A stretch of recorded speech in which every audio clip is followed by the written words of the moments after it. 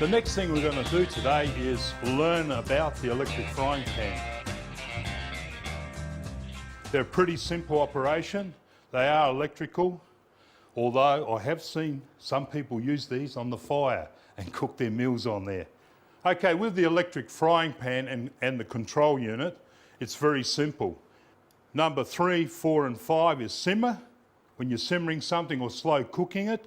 Number 10 is what you start off with, and that's fast cooking. A medium is around about 8, okay? So they're the controls you worry about. Very low simmer on this, number 1, and 2 is only for keeping the food warm. Also be aware of this unit when you wash it. It needs to be dried carefully before you reuse it again. The other safety feature of this though is also when you're washing it, make sure you disconnect the frying pan. That's important. It might sound silly, but I've seen people leave it in there and put it in the sink. Take out the switch. Do not immerse that in water.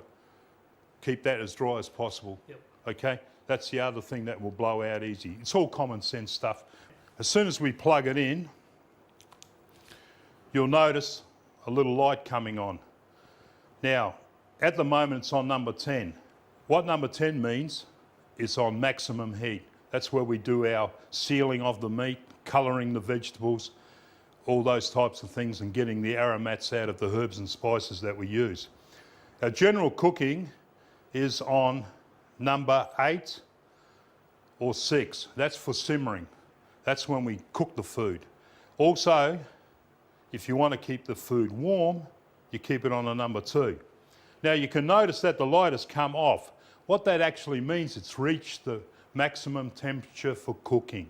Okay, so every time the light goes off, you're ready to cook. So that's another good important thing. So don't go looking at it and say, oh, well, something's wrong with the electricity, the light's gone. If you change the knob back and put it up to maximum again, say 10, it means it's building up heat to that number 10 level.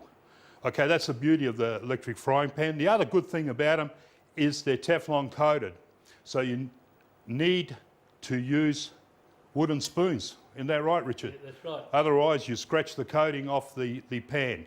They're easy to wash out under water and a soft sponge or rag to keep them clean, and they'll last for a long time. You can bake it or fry it, never know till you try it. You can even cook it up in a stew. Just roll them in flour and fry them on the stove or